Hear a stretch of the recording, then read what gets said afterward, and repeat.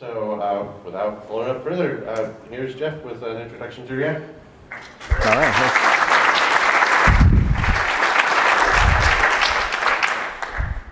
Thank you. Well, thanks for coming. This is awesome. I'm excited to be here, and it's humbling to have so many people here. So it's mic's on. Sorry. All right. Now we're hot. Okay, so this is introduction to React and getting started. So we're actually going to cover the core concepts of React, kind of in priority order as the way I view it, so that we can actually get going. One of my goals today is that you guys will leave here being able to use React in some form, on your laptops, and so that you can continue your journey and use React possibly at your companies. So that's one of my main goals with this. And we will go through the concepts as we have time for, but we'll hit the most important ones first and just go on down, introducing as many as I can get through in the time there. But I think you'll be able to really appreciate React by the end of this conference workshop. So I was excited when Chris contacted me a couple weeks ago to do this training, and so I pretty much dropped everything and started to work on it so I could put together something that was fun and that'd be interactive, and that that I think tried to show off a lot of these the key points of React that we can build on and start from. So hopefully it might not be the most polished, but hopefully it's fun and you guys will enjoy it, guys and girls. And so. This was, again, for those that might have come in just last, you're going to need Node.js, so you can go to nodejs.org to install that if you don't have it already. That'll give you Node and NPM. And then the next thing that you can start working on downloading is either git clone or download from codewins.com/JSConf-react. If you're not on Windows, so Linux or Mac or Unix, that, and then if you're using Windows, then it's JSConf-react-win. And so you can go ahead and get those installed and downloaded. Once you're done with that, you can cd into that directory and type npm install, and that'll pull all the rest of the packages you need. And so we'll be working with those after we get through some introductory material. So you can go ahead and start that now, so that we're not all trying to get on the Wi-Fi at once if you haven't done it yet. So. But the goal is for each of you to try and work with the code so you can learn it. So not only hear the concept but actually use it. So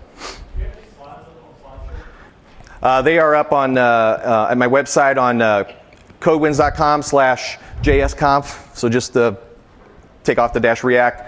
That's the page, and there's a link for the slides and other notes there. Yeah.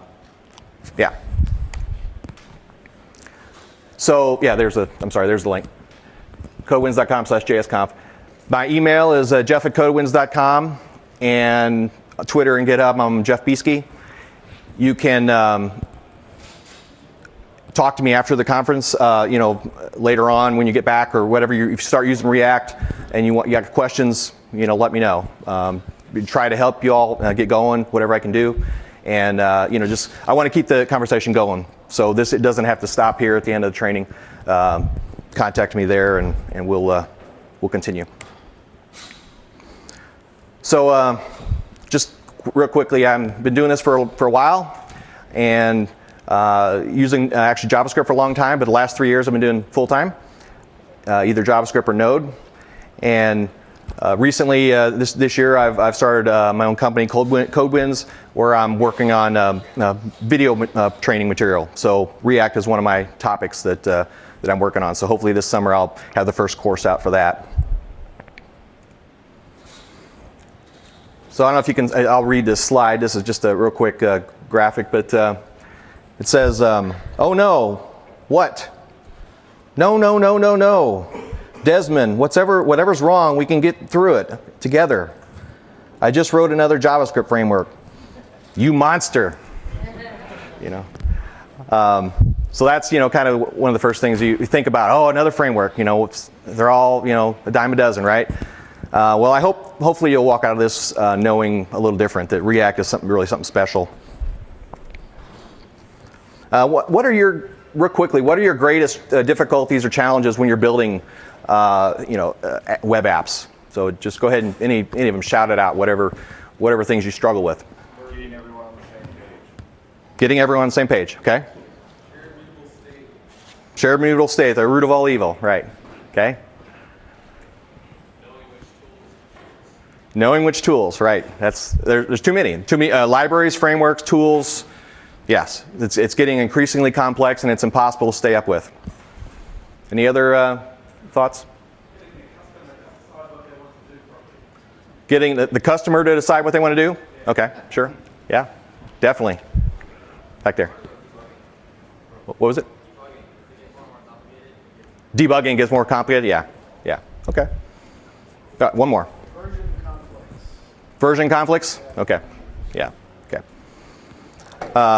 It's strange that in the fall conference last year, Joe Armstrong, the inventor of Erlang, had a nice keynote talk, and he really talked about the mess we're in and how things have gotten more complicated. And just to be able to do anything, you need you need to know how to use grunt and gulp and different languages, JavaScript and Clojure and Java and C#. It's just it keeps growing and growing. And then we got all these frameworks and we got DSLs and it's just, and so we need to kind of reset and start to try to make things simple. So hopefully, I think React is one of those things that kind of fits to helping the problem, I guess. Hey, Jeff, is Yes. the presentation available online? Yes, yeah, it is. At that codewins.com/JSConf, one of the first links is the slides. There's a PDF for it. So, yeah. Anyway, so I mentioned I want you to know why React is special. When you go out this door, hopefully if I've done my job, you at least have some idea why React is special. I want you to know the core concepts. I've got a lot of material here. I don't know that we'll get through it all. I'll do my best, but I also want you to code, and so because then you really learn what and whatever we don't go through. If you've got the base framework, I think you'll know where to go to get more and how to continue. I think it's just getting started is kind of maybe the first part. And I want you to implement a few features so that you actually have something working. So what makes React special? The biggest thing I think, there's a lot of answers to this question, is it's simple to learn. There's not a lot of complexity to it, and on purpose. And the Facebook team really spent a lot of time looking at different solutions and trying to find the right thing that would, both do the job, be performant, and also be simple, such that people can learn it. And you can understand this in your companies. It's so hard to teach people, so the easier it is, that really has a big impact on training and getting people up to speed and them understanding. So the abstractions are simpler. There's not a lot of complexity to it. It is mostly just the view, so you don't have a lot of these other things that are routing and some of these other things. There is routing that you can use, but it's a third-party module, that kind of thing. Yeah, so it's simple, composable. This is another key thing. In other environments, you have to think about a lot of stuff when you're looking at the code. You're wondering whether this data came from over here, over there, mutable state. We talked about that. Somebody mentioned that. There's a lot of things to worry about. With React components, they're composable. They're simple. They're kind of like functions. Whatever you pass in, there's only a few things being passed in, and there's only a few things coming out.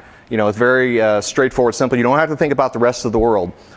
You're basically able to look at this one file or one function and really kind of know what's going on, and that's huge. It's huge.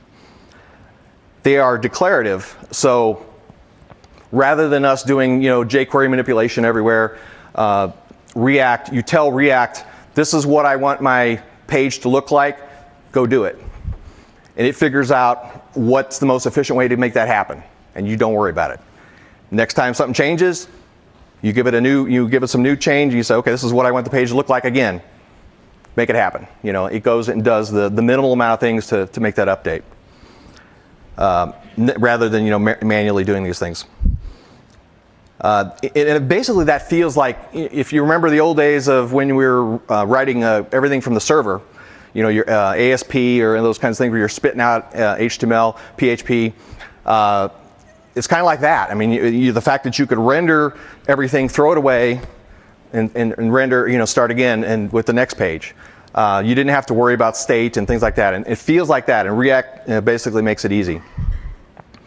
It does, another thing it does do is it allows you to run this on a server. So we can run the same code on the server, render a page, and serve that up to the internet and the search engines and all that, and then also turn around and take that same code and run on the client. And it's very performant, and it works really, really nicely. And the final, and probably one of the hugest things, is the ability to use it with existing projects. So pretty much anything you're using out there, React can work with it, and that's one of its biggest strengths. You don't have to throw everything away and start using, some big framework or project. You can use what you got. You can pull out React for one little piece of the page if you want. See how that goes. See if your team likes it.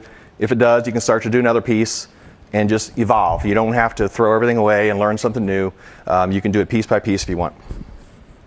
Works great with immutable data too. That once you get to that point where you want to get rid of mutable state and you want to have things more pure and performant, then immutable data can be a great way to do that. It just takes away lots of worry about things changing, and there's a lot of nice performance benefits when you switch to immutable data with React. So Andrew kind of showed this earlier, so I'm not going to spend a lot of time on it, but I'll just pull this up. So this was a React demo that Ryan Florence did for a React conference back in January. And he basically had a project where they were monitoring some servers, and he basically took out that code and basically made this little mock-up thing where looks like it's monitoring servers, but it's basically just doing random numbers, and it's changing everything like over and over again in an infinite loop. And so you got thousands of things being updated, and without any special optimizations, just using kind of plain React, this is what you can kind of see for base performance. It's fast. He also did one for Ember and for Angular. The performance was a little slower. They have since actually went and created newer engines, and so Ember has like a Glimmer engine now, which takes some of the ideas from Facebook or from React and makes things faster. Angular is also in their 2.0. They're doing some of the same things. So the point is not to bash one or the other, because again, we said React can be used with any of them. So it can be, if you do have a performance problem, you could possibly go to React and get some help, or unless you're waiting for the other frameworks to come out. But the point is that we're moving things forward as a community. So the teams are looking at what is successful with each other and learning from that, and so the whole thing is moving forward. So everybody's, and it just seems like things are all moving the same direction. So in a year or two, we may all be doing React things regardless of what framework you're using. So I think that's pretty exciting. But anyway, that's just one of the demos that Ryan showed. There's a video for this at the React conference on YouTube that you can see the full thing. Another thing, just real quickly, I wanted to show was Ryan wanted to see if he could make something like iTunes with a real rich UI. Basically, this is fetching different song titles and then animating up the change. And so one of the neat things is that no matter what you can think of, React really can deliver. I mean, it can create really complex, beautiful things, because you control all the HTML and everything that's on there, and so it's real compelling. Okay, this is just a quick example that I created to show a few things in React. You got your typical like a blog app where you're wanting to type some things in.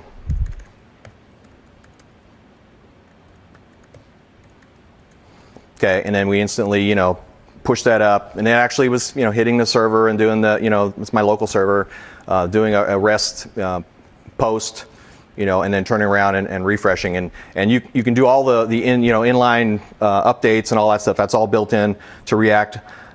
We've also got, you can check things as you're validating or changing things, all this stuff you're used to from other things.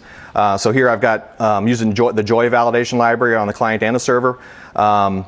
And so then these aren't allowed to be blank. So now I'm in a mode where it's actually showing me, checking that I've got things filled in. And so then the validation is built in. I've got another list here where I'm displaying that. But this is all doing normal client-side API stuff. The interesting thing, which is the reason I brought it up, is that we can turn off JavaScript and everything still works. So again, we mentioned that React can run on the server and render the page. So there's no JavaScript running. I've got that same page.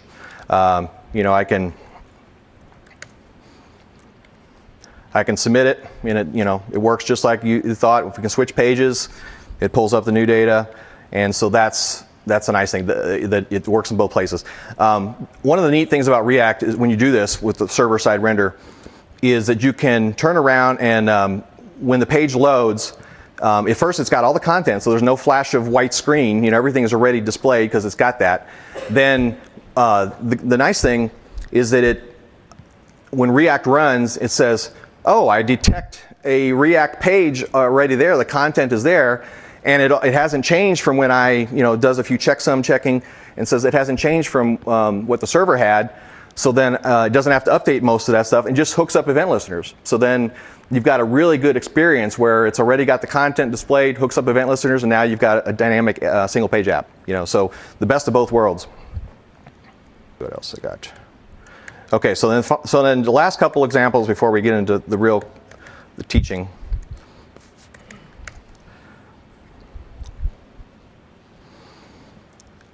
This was a pretty exciting announcement that came out at ReactConf, that React Native. So I don't show of hands, who's heard of React Native?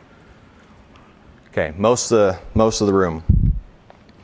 And what's nice about this is that you run a command line client, wait about 30 seconds, you've got a project ready to go, and you can start developing for iOS and in the future Android. And so now from the same technology that you've been doing for web pages or could be doing for web pages, you can turn that around and start using it for iOS and Android. Okay, so this is showing an iOS simulator here, so it launched and everything. I've never even used or never created anything for iOS, but now I'm an iOS developer. So that just by pulling up React Native and launching it and editing some JavaScript, I can use the same technology to create the apps. And so this is basically you can fetch. This is a soup fetching one. It displays the soup in that. The reason I brought this up though is not to show you that, because you might have seen some stuff like that before, but the thing that is different with React is, let's say we're going to make a change. We can make that change, turn around over here, and refresh our iOS simulator, and you can see the change down here in the button. So there is no recompile. It's an immediate feedback, and that's huge too, because that changes everything, how fast you can make changes and see them work. And so that's another great benefit from React Native. Okay, one last one. I just want to show this because it was amazing. These are the kinds of apps you can build, and Facebook's actually got several of them out there in the App Store now that are using React Native, and they're beautiful. And you would have a hard time figuring out what parts are native and which parts are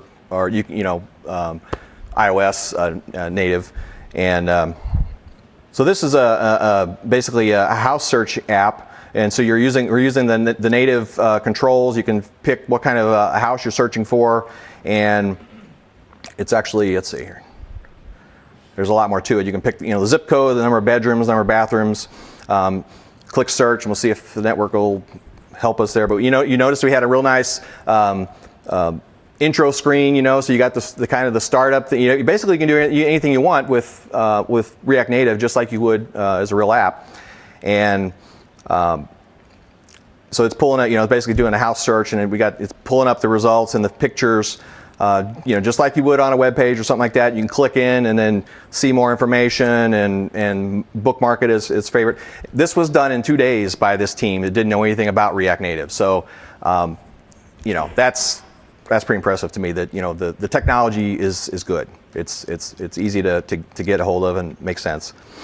So let's jump into some code. We got enough of that. So the core concepts, I briefly mentioned this earlier, that it's just a view. So you're not having to worry about lots of other things. It makes it simpler to learn, but that also allows you to use it with all these other tools. There's not this huge framework that you have to buy into. You can use it with Backbone, with Angular, with Ember. There's it's basically a virtual DOM is what you've probably heard of most when React's talked about. I mean, that's one of the things, but that's not really, to me, that's not the only reason it's special, but it's a beautiful thing. That's the thing that basically says we can create what we want the page to look like and then have React do it. That's the virtual DOM. And it keeps track of what's changed and does the most efficient updates. The other nice thing about that is that's not the only thing we can target. Because they've made this virtual DOM, it's pretty easy to create an adapter that writes to the canvas. And there's actually one of those, so you can write to the canvas directly. There's another one that's built in that writes to a string. That's how we can serve stuff from the server. They can just write to string, and then you got that taken care of. And there's another one. There's two of them that write to string. One of them does if you're trying to serve and React's going to pick it up at the client. That's the normal way, render to string. And there's one called render to static markup. And that's if you were creating something that's not going to have any JavaScript run on the client. So if you just want to create the minimal amount of HTML using React, and generate a predefined website or something, you could do that with React as well. So it supports all those things, and you could add other things. I mean, we could write something that creates PDFs, or Netflix has React rendering to their different set-top boxes. So they use React can have different adapters for that. It's beautiful. Components. That was the whole idea of encapsulating things, being able to get these small building blocks, and some of them could be pretty rich. Being able to plop a widget on the page, set some attributes on it, and then have it do things. You've heard of things like web components and stuff like that. React components are simpler, I think. There's less to deal with. Obviously there's different ways to do components, but that's one of the key things is that it is nice and simple. It's encapsulated, and you can take these things and build up with it. Top-down data flow. The data comes in at the top through the properties, just kind of like your HTML is structured, and then flows down, and through as it goes, you can pass data down to the components. And so you don't have to be thinking about when you're down in your component, the only things you got to worry about is what's coming in. You don't have to be worrying about all this other stuff that's going on. So that makes it real easy for teams to work together, and cooperate on projects. Okay, so we'll go into little details of these things. So just the view. So I'm using ES6 to, most of you, or a lot of you were in the talk previously here, for React, the examples I'm doing. That's, the team has put that out there as it seems to be the preferred way of doing things. There's also a slightly different syntax that you can do called create class. And instead of creating a ES6 class, you would just change it and say create class, and then a lot of the stuff is very similar as far as everything else goes. So anyway, if you see some examples on the websites and that are different, that's kind of the older way of doing it. This is the newest way, and it's the way I prefer. But either way, it all works. And there's a lot when you're talking about React or JavaScript in general. There's lots of ways to do everything. And use what makes sense to you. What you like. This is what I like, and it seems pretty straightforward to me. So that's what I'm going with and teaching. So anyway, the heart of React. So to create a component, I'm basically just extending React component, and then implementing a render method. So that right there, this is the $1 million slide. If you can do this, then you can create a component. And so you don't have to learn 20 pages of API to create components and implement lots of methods. There are other things you can do, but this is you can do 80% of your work with this. And if you know that, then you're good. So I guess we can quit here and you can just go on and no. That's the heart. So, and it doesn't have to, React doesn't require you to use any particular types of models or things. You can use whatever you want. If you want to use models, you want to use something that's got lots of properties and change methods and notifications and all that, that's fine. You can use it with React. You don't need to if you don't want to. I mean, you can use anything. You can use strings, arrays, function, passing just native stuff. You don't need to even worry about it. It supports immutable objects. That's a huge difference. A lot of the other frameworks, David Nolan and the ClojureScript guys, they were trying to find something that was use immutable data, and React was the only one that that would do it. They tried to make it fit with other things, but React was the only one that would work. And he actually had a talk at ReactConf as well, so I definitely recommend checking that out. It was really good. Fetch data however you want. That's the other thing. So since we've only talking pretty much about the view, we can go and get the data however we want. You can just go fetch it. You can use controllers if you want. You don't have to. You can use something like Flux to go and pull things in. So there's, it's up to you. It really allows you to work with whatever you want, or even adapt things as you go. Virtual DOM. We mentioned this. This is in this diagram. You can see like the things that have changed here in the green, and then the original DOM was in yellow. And so then after the React took a look at the two virtual DOMs, it said, and it can do this very, very fast. JavaScript engines have gotten so fast. This computation is pretty quick. And it also, there's some things in there that React uses to know whether it has to go down and look any further.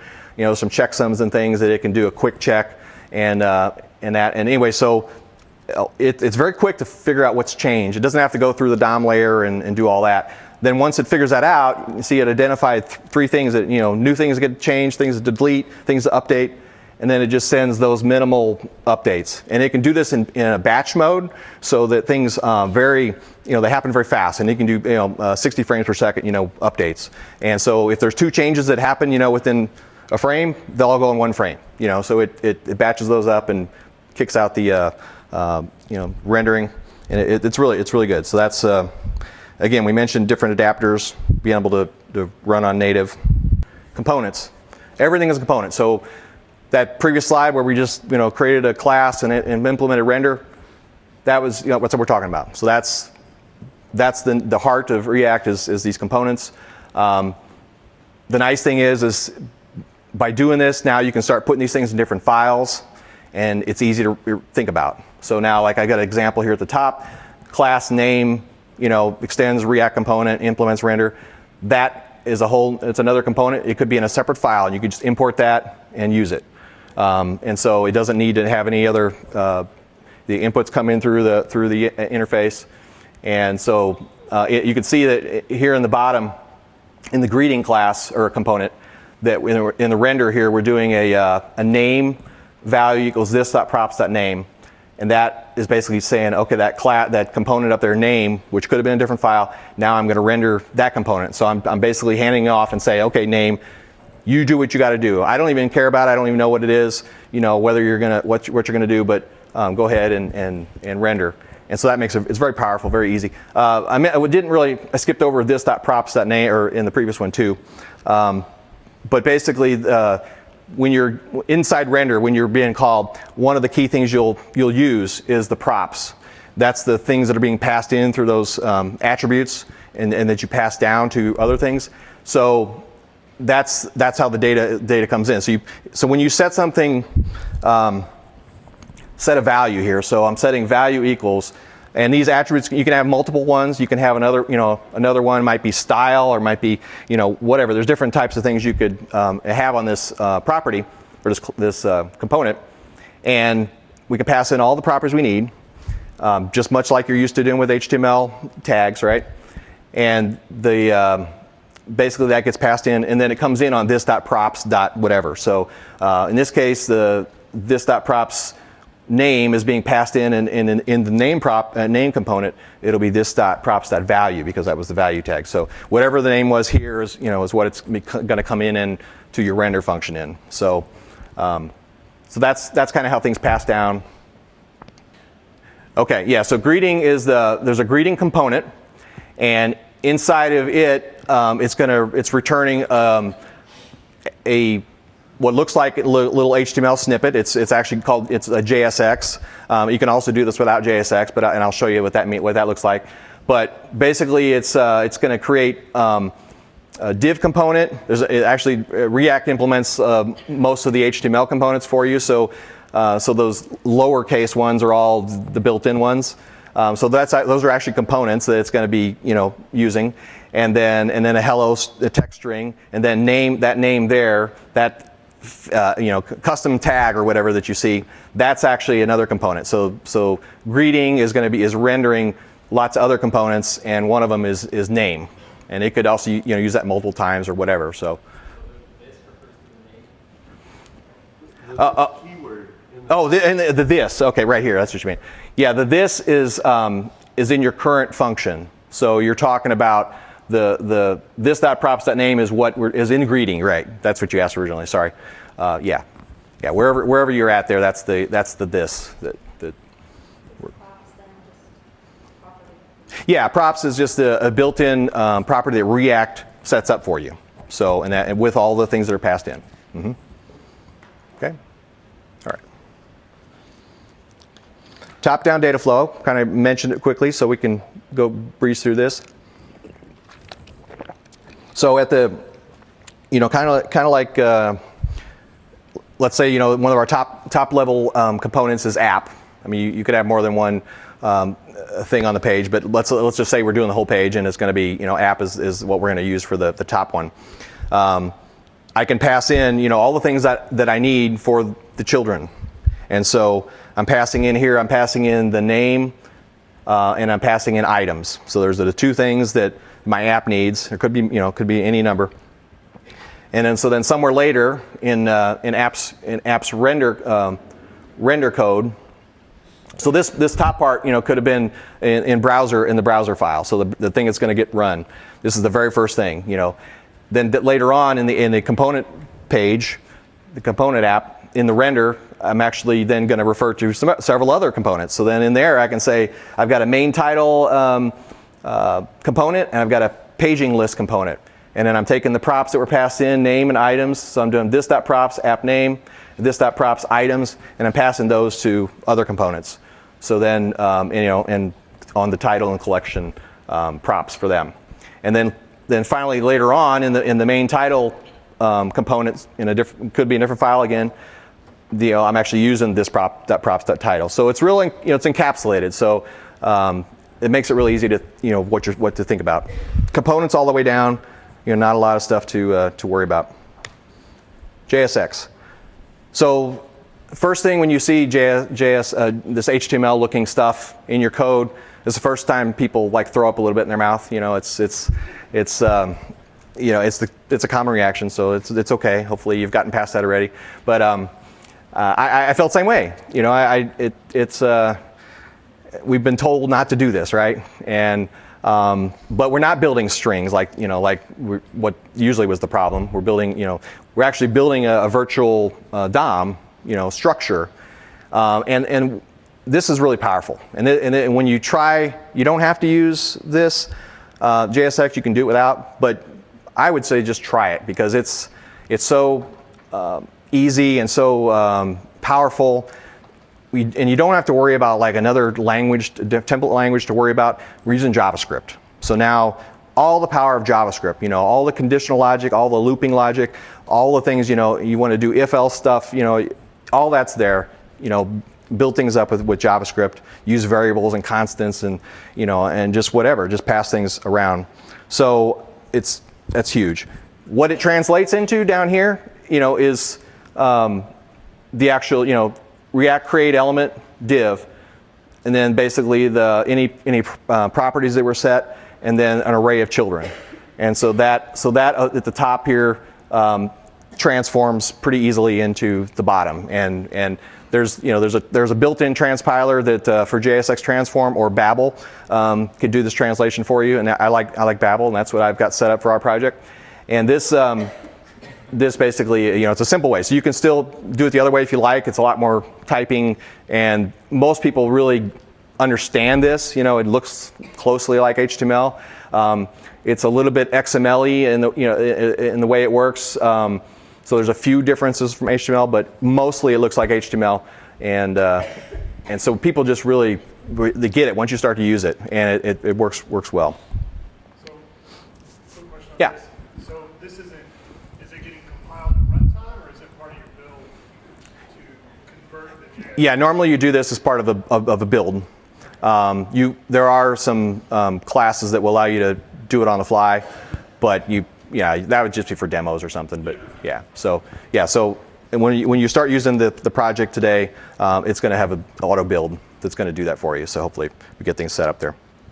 One thing, note, JSX requires a single parent to be returned. So you cannot, and one limitation is you cannot return like a naked array, or something like that. You'd have to have a div or something around it. So it needs to have a single parent. That's just a limitation of the way it's kind of like XML in that regard.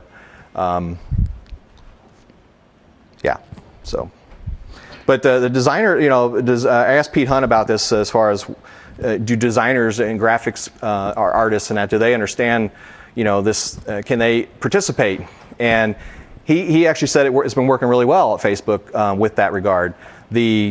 In fact, they're kind of used to doing components in their own way with like Photoshop and stuff. They actually create, something, and then they create a layer and they put that on top of there, and and then inside of that they put, so they end up having these things, and they actually map down a lot of times to what we would need for our components. So actually it works out really good between people learning.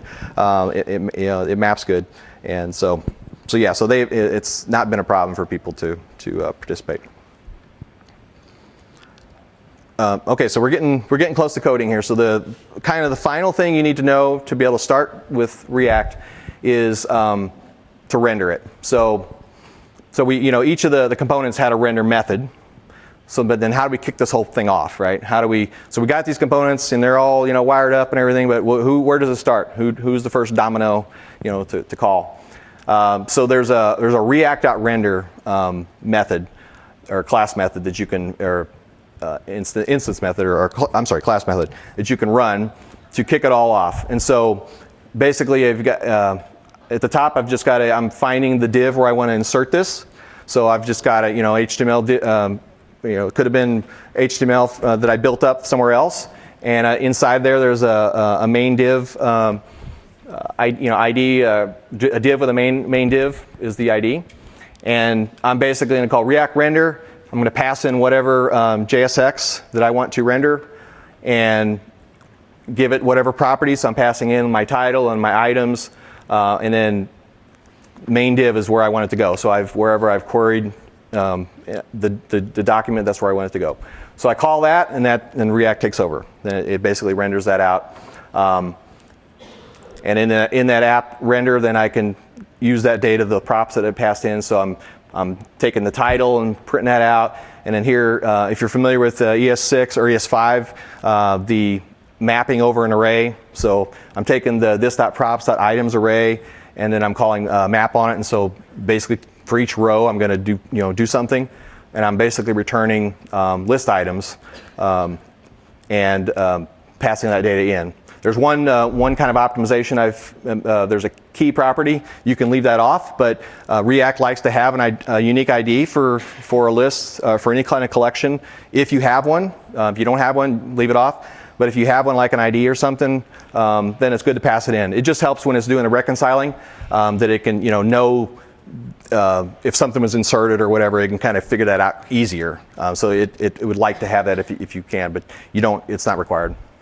And so I'm just basically looping through that and putting the name, taking the data and turning it into rows. So that's kind of React render and props. Questions on anything? Can you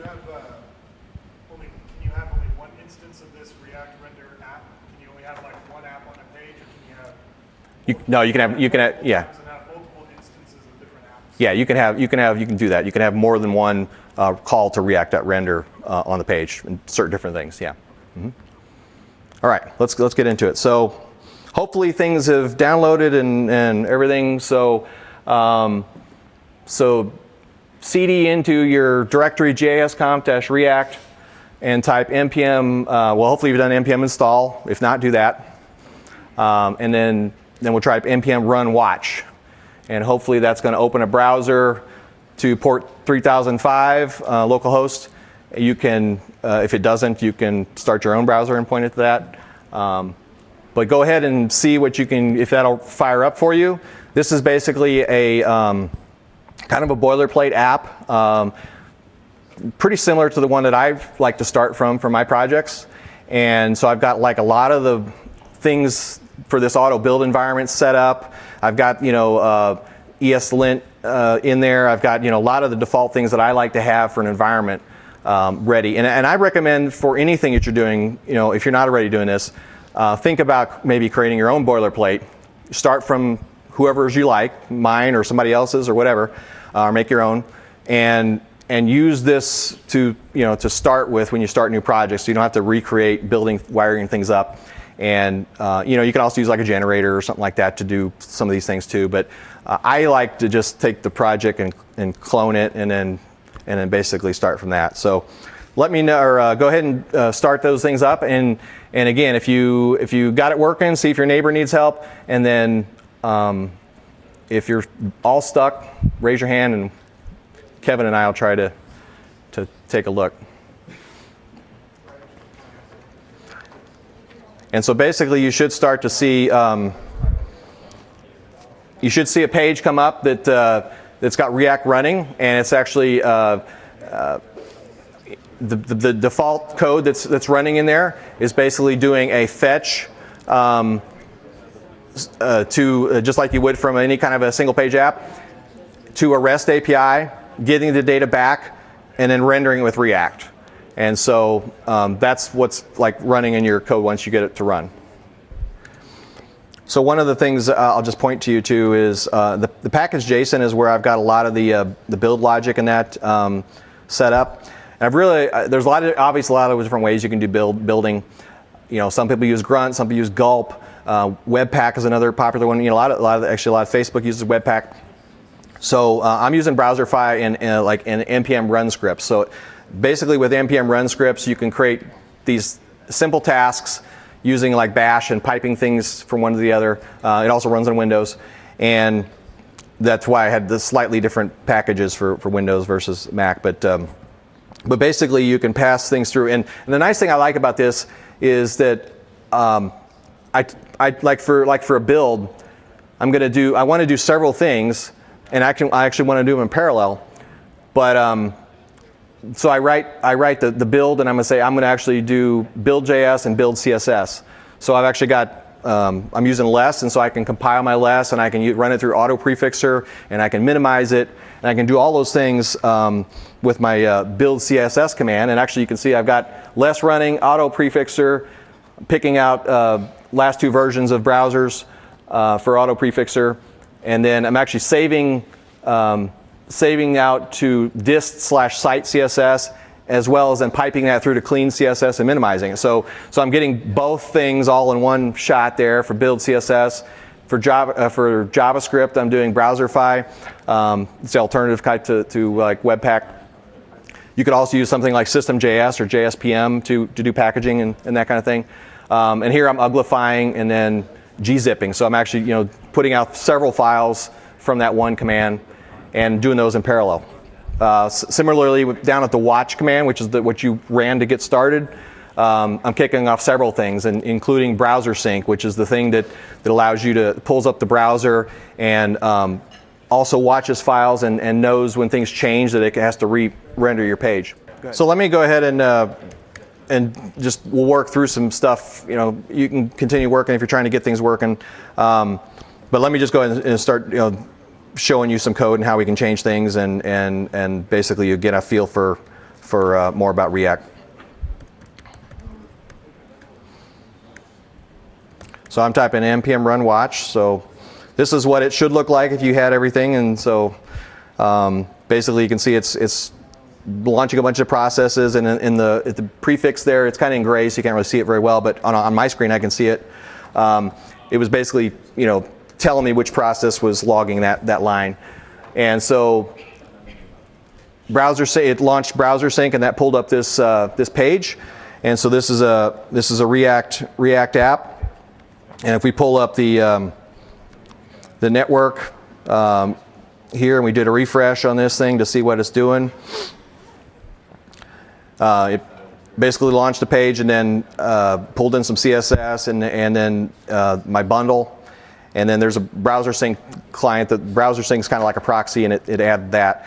But then further down here is the fake API.json. So it made a XHR request out to /fake API.json and got this data that you see here: items, ID, name, foobar, baz, and it came back as an array. And then we turned around and rendered that to the screen. So if we go back over to here, what's nice about having this build environment, and why I really highly recommend that you get something set up for your own use, is that we can turn around and just make quick changes, and then running it through Babel, and we're bundling it and kicking it back out, and it quickly launch the page. The Webpack even has a hot loader that can even try to keep the state in some situations. So it would only try to patch things that change the code-wise, and so you could have typed some stuff in and it wouldn't even lose that. It doesn't work in all situations, but it can be useful.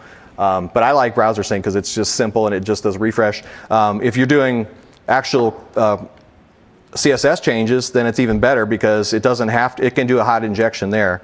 So if we were to turn over here and bump up the size of this font in assets /site.less, you just injected it and boom. So it doesn't have to lose state in that case. So if you're doing quick CSS changes, you can really get the feedback loop going with that. So for this simple example from the boilerplate, I put everything in this source /browser.jsx file. And so that's what we're looking at right now. And I'm doing ES6 import class imports here, and so I'm importing polyfill. That's just if I've got some ES6 things that I need. I've got a file before I can put those. I don't really need it right for this demo, but that's there for a reminder. Then I'm pulling in React, and then I'm pulling in Axios as an HTTP client. You can use whatever you're familiar with. You want to use jQuery's XHR. If you want to use Axios. There's one called Nets, N-E-T-S. There's one called Super Agent. The thing I like about Axios, Super Agent, and Nets is that they're isomorphic, that they can run on server and client. So if you later decide you want to use this code on the server, you won't have to change things to be able to do that. So that's a good thing to know. So here we defined our first our app, and I basically just said class app, extend React component. And then from last time, the const is just like var, except that it's kind of intending that I'm not going to be changing this variable, so it's a little bit more constant than other variables. And I'm pulling out this.props.items. This is mostly for my own clarity. I could just use this.props down here, but I'm just doing it there. I'm pulling out all things I'm going to use into local variables just for my own. So it's a shorter thing to use later, but it's also very clear to me what I'm using, and I can easily change where it came from. And so I like to do that just as a documentation kind of step, code step. And then basically we're rendering a div with an unordered list.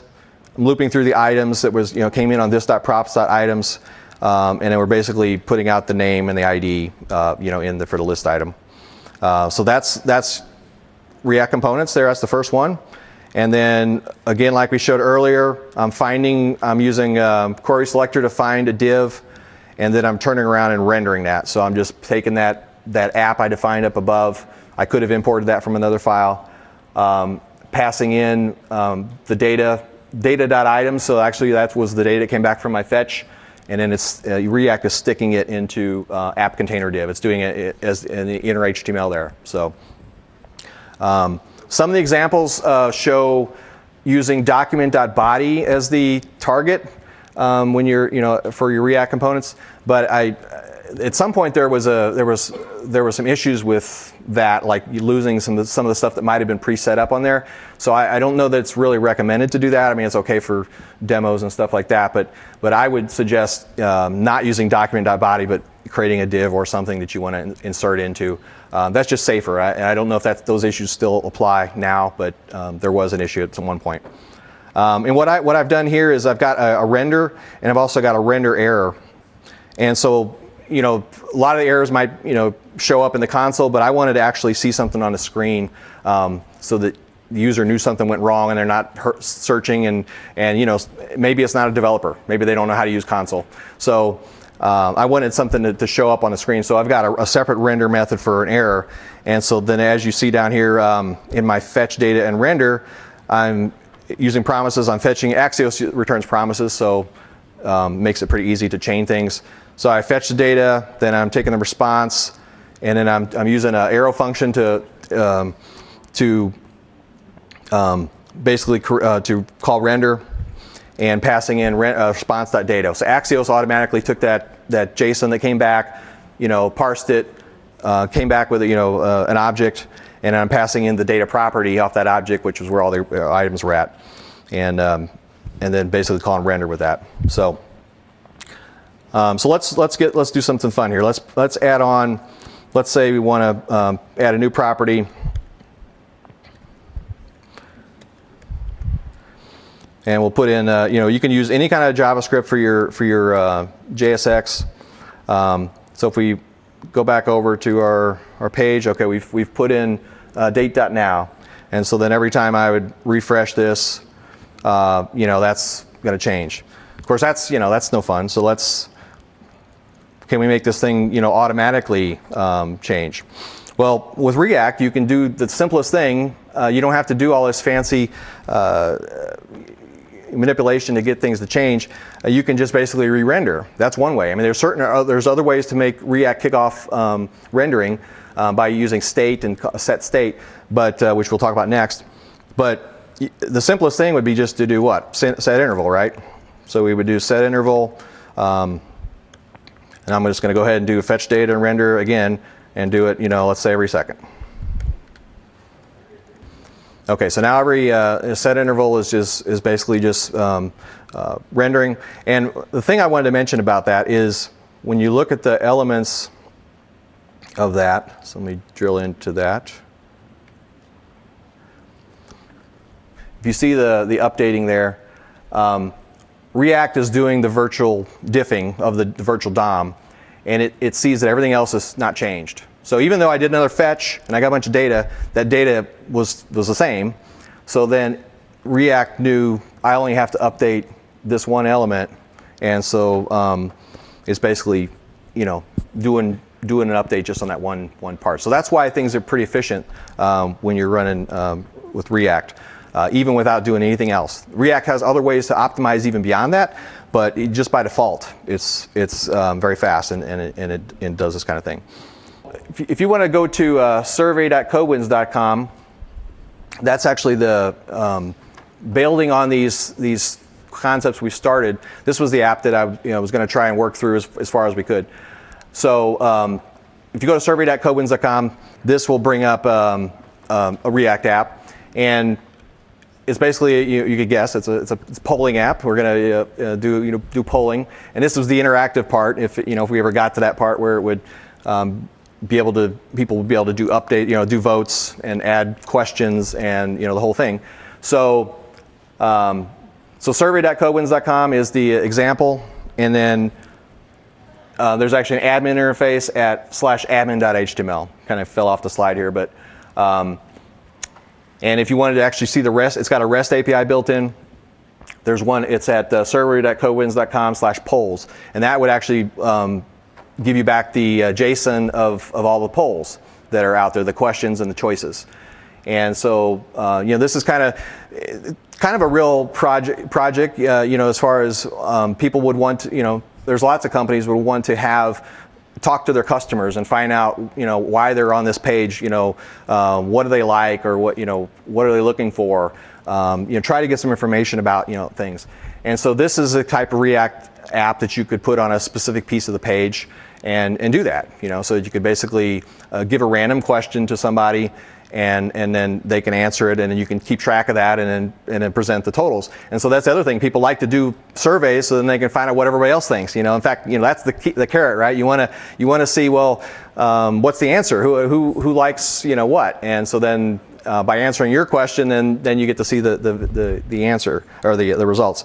So if we pull that up, let's see if.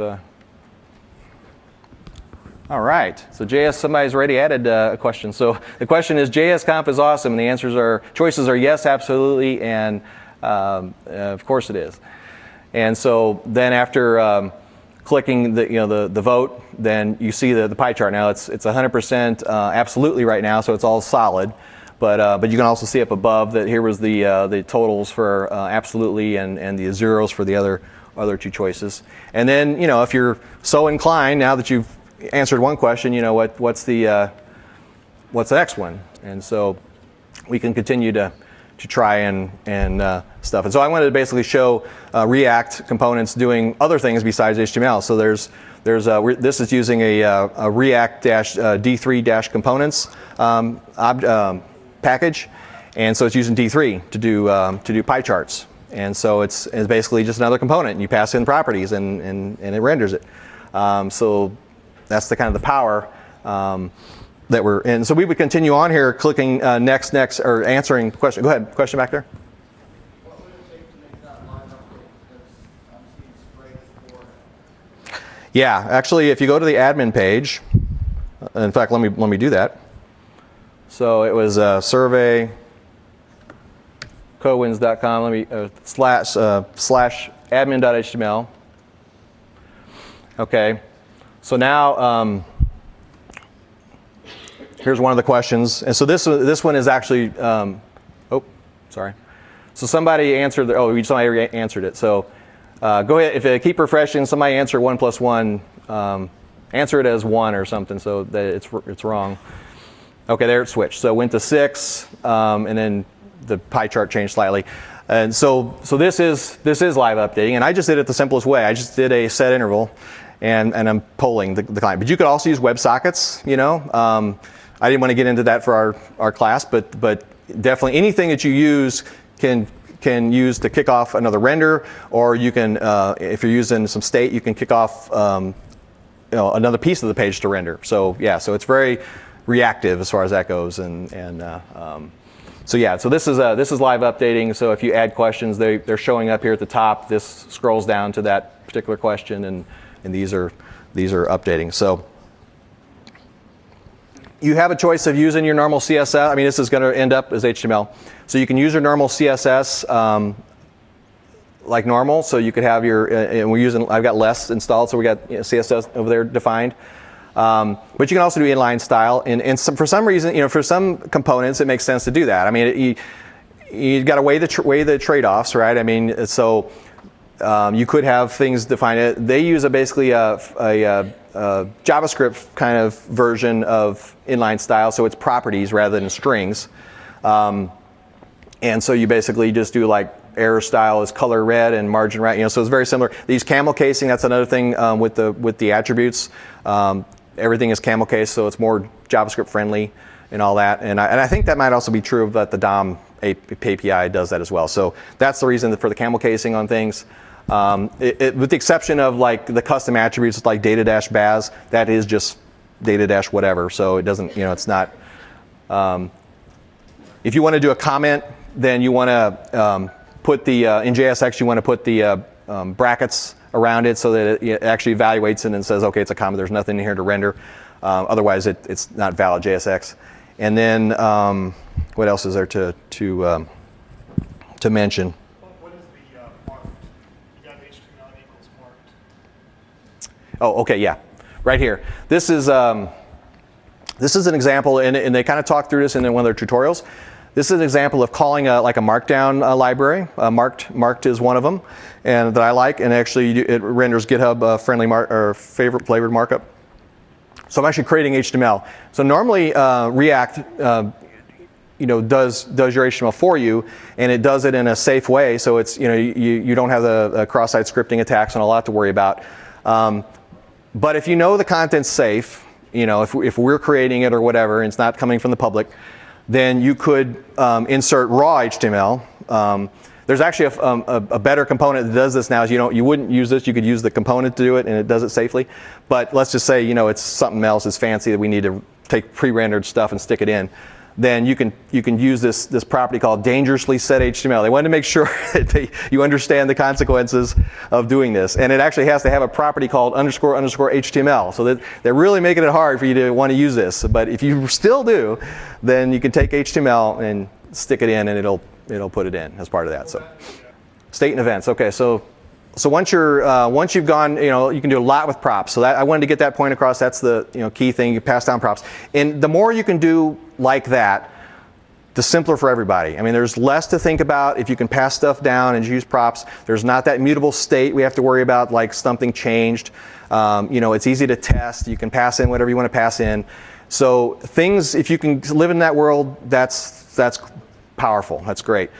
Every once in a while you get to something where you have to have state, or you want to have state. You don't want to say, I want to keep track of whether this section is expanded or collapsed, and I don't want to put that somewhere else. I could pass that in as props. I could fire events when I change things and keep track of that somewhere else and pass it in. But let's say I don't want to do it. Let's say I want to wrap this all up in a component, and I don't want anybody to worry about it, and I want to have that state. So you can do that. That's fine. That's what React refers to as state. So when you're rendering, typically you're going to use this.props, and you could use this.state.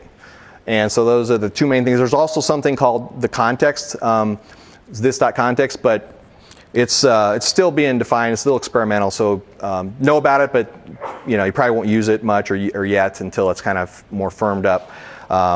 But this.state is the other thing you will use or could use. And so how do you use state? Well, with ES6, it's pretty simple. In the constructor, I guess the syntax got all messed up here, but the formatting. But the constructor in ES6, you can basically do the simple. There's two properties, two arguments that come in the constructor: props and context. But I'm using just the .args, and then you can, how many ever come in, I turn around and pass that to super. So we have to create a property. We have to create. Normally you don't have to create a constructor. If you're not using like state, then you could get by without having the constructor at all, and it would ES6 would automatically do the constructor and super for you. But since we're going to actually want to do something with this.state, I've created that myself. So I've created that, and in the constructor I'm calling this.state, setting it to whatever I want. In this case, I'm setting it to count 0. This down here in the button, I'm actually the text of the button is this.state.count. So we had this.state with an object with count in it, and then I'm actually displaying that count. And then down here later, I've got a method created called clicked, and which I bound to onClick. So I'm basically doing, every time you click the button onClick, I'm calling this.click. I'm calling that function clicked. I'm setting it up here. I'm binding this to it so that I can use all my this properties and all that. But that's all that is. This.click.bind is with this is basically auto wiring up that this so I can use that function. And then clicked is running, and you can basically then call this.setState. So once you've changed state, now normally if props change and you call render, everything flows through fine. When we want to start doing state, to tell React something has happened, since nothing else is, the render hasn't happened, or there's nothing else happening, there's a method called this.setState. And so what that does is now I can pass into React. I can say this.setState count, and I'm going to set the new count. So I'm saying this.state.count plus 1. So I'm taking the old state, adding 1 to it, and setting the new state. And so just by calling that, then React will then prepare to render. It's actually going to call a couple other functions to let other people know about it. And then when it's ready, it's going to batch up and call render again. And this time when it renders and it's get to that point where it says this.state.count, it's going to be count plus 1. So it'll increase. So just by by doing that. So that makes it, there's nothing else to worry about. You call this.setState. And what's this.setState does is it merges whatever state was. So you could have multiple things in state, and we're just changing. In this case, I'm changing just count. You could change one or more things, and it would do that as well, and leave the other things alone. So that merges the change, instantly calls a new render. Okay, yeah. It's actually yeah. That's another good question. There's a whole set of events that React implements, kind of virtual events, kind of like virtual DOM, but it mirrors kind of what HTML has as far as its events. So you kind of use the HTML spec as kind of their starting point. So it has it receives like an E for like event. So e.target.value would be like your e.target is the thing that caused the event, the DOM event. And so in React, e.target is the component that caused the event. And then we can turn around and find the DOM if we want to. We can use another function to get to the DOM. I guess my question is, what is the HTML output? Does it actually have an on-click event? Oh, okay, yeah, right. HTML, right. Or is it right. comparatively bound? Like, right. Good question, and a good distinction. React does the smart thing with events. It actually binds them up at the top. It doesn't bind them down low, which you got to worry about, like collecting, unbinding and all that stuff. So it does kind of the best practice of doing it at the top and using delegation to know where it fired. So it does that. And also React takes care of a lot of the differences between IE and Chrome and whatever platform specific stuff, and tries to make an event API that works the same across the board. And they've got all the the normal ones that you need: on click, on change, on submit, on reset. I mean, pretty much all the normal stuff. On key down, on key up. If you want to check key commands. And so and just like on a form, if you want to handle the submit, e.prevent default to stop the submission, and then turn around, take the data and then submit it with JavaScript, or whatever you want to do with it. So same kind of thing.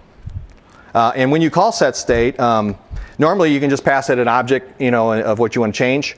There's another form that takes a function, and if you want to do some fancier stuff, then the function would receive. So you give it a function, and it would receive the previous state and the current props, and then you could do whatever you could use more logic with that to do an update.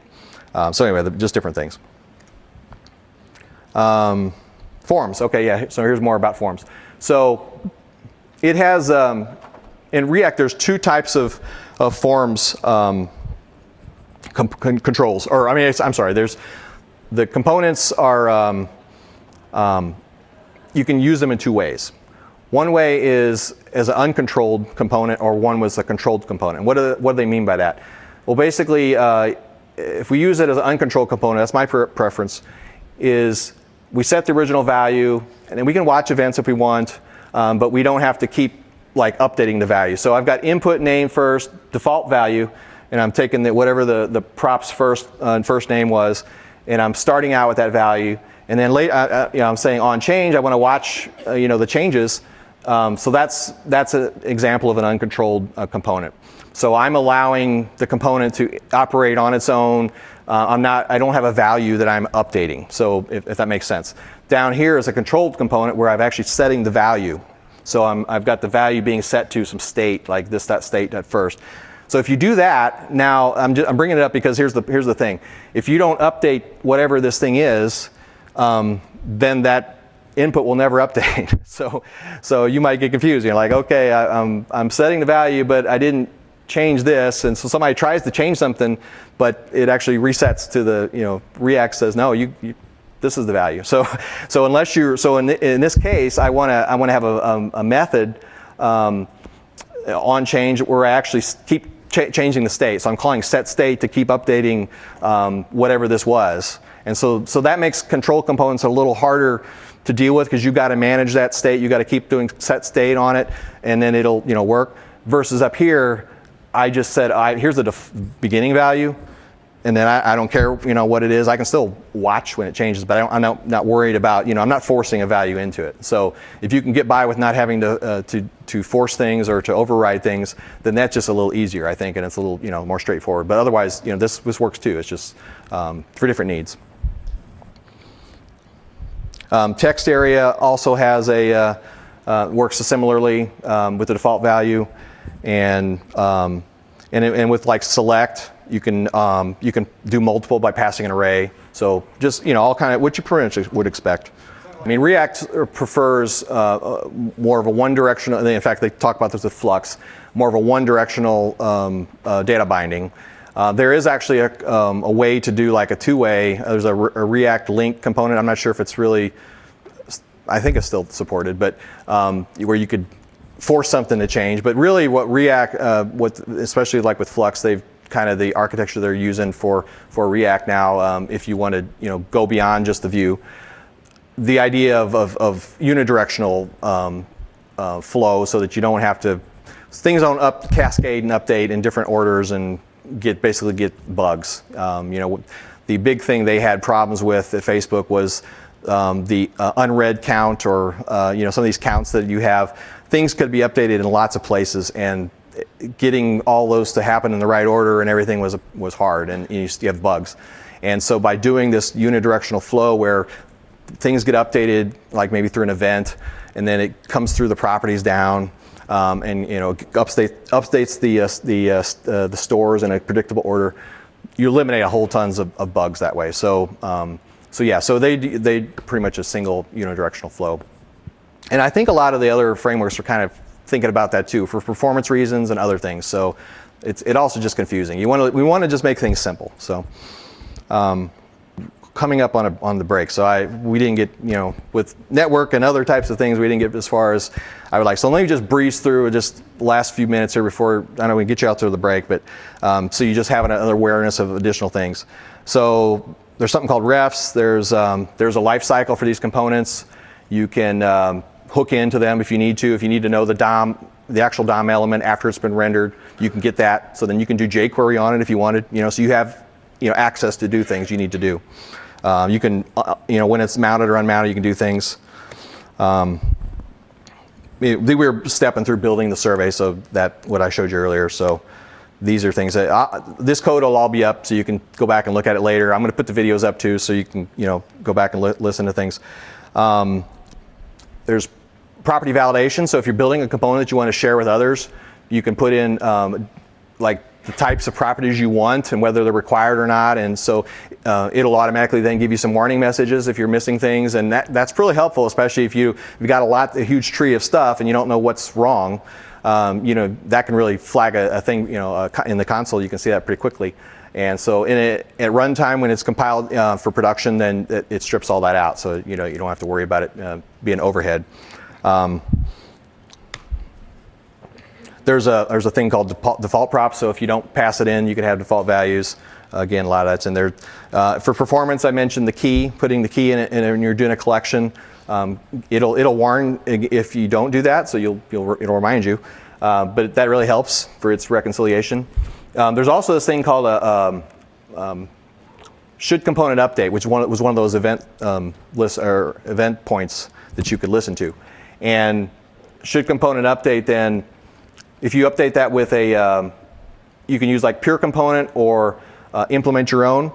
You could help React even optimize more. So you could basically, when things are changing, you can say, I know that I don't need to do a deep diff if you just look at the shallow properties and they're the same, then I don't have to re-render. So you can basically shortcut the whole thing if you know a little bit about your app and use some of these things. So if you got a really big app, you can even get better performance using that kind of stuff. Here's the render to string. It was the same as the render, just didn't take a DOM property. So this just kicks out HTML. The static markup one kicks out also HTML, but it didn't have a lot of the React specific attributes and things. The React family, React router is something, once you get past your normal, a simple type app, you're going to probably want some routing if you're building, unless you're already using something else. then React Router is where you want to look. And they've just gotten through, I think they're either released or going to release 1.0. And so it hasn't changed much from before, but it's really nice. Ryan and Michael did a great job of kind of learning from what Ember had for a router and pulling out some of the best pieces of that. And that allows you to basically wire up components to your routes. I got an example real quick I'll show you next. There's Flux, which is another thing you will probably hear about when you start getting into React. That's the whole unidirectional data flow thing. And React Native, obviously, we showed the demo earlier. But here's like React Router in a nutshell. You got some routes defined. In this case, they're using JSX components. They wouldn't have to. In the new version, you can use a JavaScript structure as well. You don't need to use JSX. And they're basically calling router.run, and we're passing in this thing called router history location.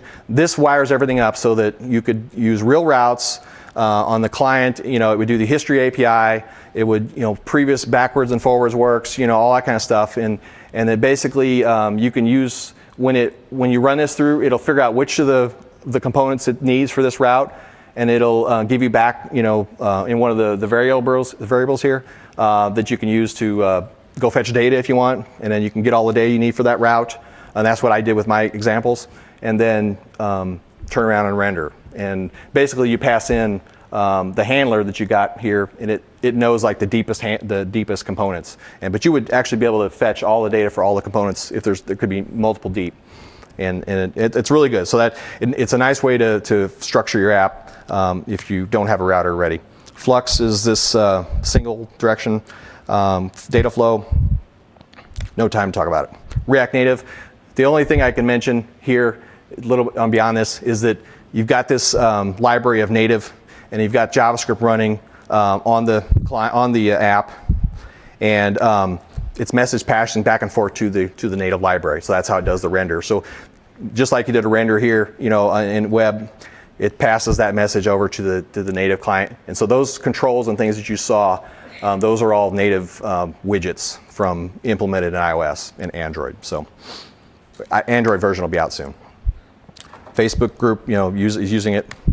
The future. Another thing I want you to be aware of, before next year. Relay and Falcor. So Relay is kind of Facebook's been using Relay for a while. It's the idea of taking what kind of data you need for your component and actually making that live right either in the component or near the component.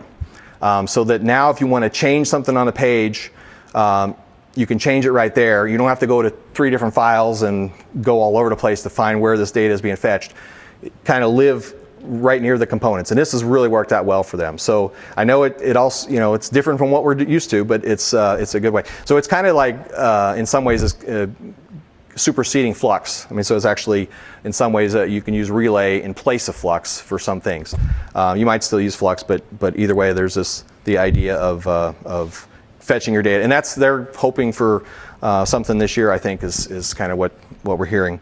But this is a simplified thing. They're going to have a reference implementation, and we can implement other systems on top of that. Falcor is another thing from Netflix, which is a awesome. It's got something called JSON graph, and it kind of builds the ability to fetch data and cache it on the client, and it's real smart about what it has to update, batched updates and things. Check it out. It's pretty good. So start using it. Use it with whatever project you got. Just for a little piece, try it out. See if you like it. The webpage, the same webpage there. I'll put the videos in that update.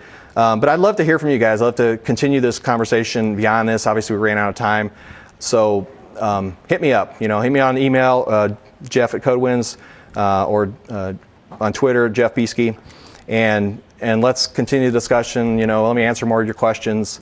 I'd really like to hear from you and continue dialogue and see what you think about React. I'm pretty excited about it. So thank you for your patience, and hope you learned something and enjoy it and have the great rest of the conference. So thank you.